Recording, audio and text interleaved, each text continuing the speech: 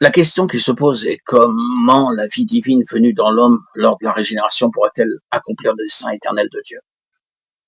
Va-t-elle demeurer prisonnière dans l'esprit de l'homme ou pourra-t-elle avoir une issue et se manifester? Tant que la vie restera confinée dans l'homme intérieur, le chemin de Dieu sera obstrué. Le parfum ne sera jamais répandu. La parabole du grain de blé telle que l'expose le Seigneur dans Jean 12, 24, 25 nous enseigne une loi spirituelle par la voie de ce qui est naturel. En vérité, je vous le dis, si le grain de blé qui est tombé en terre ne meurt, il reste seul. Mais s'il meurt, il porte beaucoup de fruits. Celui qui aime sa vie la perdra, et celui qui hait sa vie dans ce monde la conservera pour la vie éternelle. Qui ne se souvient des leçons de choses enseignées en classe? Je me souviens de ce haricot que nous mettions dans de la terre contenue dans une boîte métallique et dont nous étions chargés de suivre la germination. Dans notre hâte curieuse, nous découvrions de temps en temps la terre et nous observions alors que l'enveloppe extérieure se plissait pour laisser paraître le germe et plus tard le fruit. Cette leçon très simple illustre ce qui doit se produire en nous. Cette enveloppe est l'image de notre âme. Elle enferme l'homme intérieur, mais devra céder afin que la vie divine soit libérée. Notre vie propre doit mourir en passant par les voies des déconvenues, des déceptions, du désespoir d'elle-même.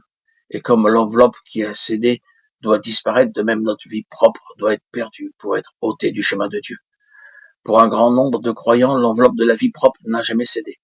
Le vase d'albâtre est intact. Ils sont inutilisables pour Dieu, car tout est entre leurs mains. Et ils ne le savent pas. Ceci nous dit à nouveau que nous devons connaître le brisement du moi, de notre vie propre, afin de laisser l'Esprit répandre en nous la vie pour qu'elle soit la source de nos pensées, de nos intentions, notre vie même.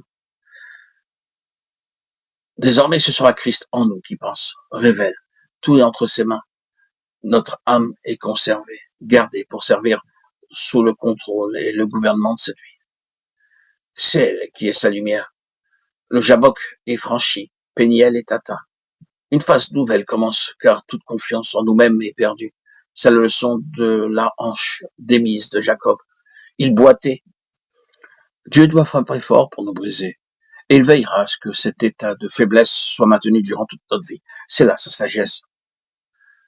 Ce sera, oui, Christ, qui se révélera à travers nous. Nous avons cessé nos œuvres, nous sommes entrés dans son repos. Car celui qui entre dans le repos de Dieu se repose de ses œuvres, comme Dieu s'est reposé des siennes. Hébreux 4, 10. Et nous sommes prêts pour être ses collaborateurs dans son œuvre. La division a été opérée. Hébreux 4, 12. Le Saint-Esprit a mis en lumière ce que nos mains tenaient. Avec la discipline et la lumière de la vie, nous pouvons maintenant discerner ce qui est de Dieu, ce qui a sa source en lui, dans notre esprit, et ce qui procède de l'homme,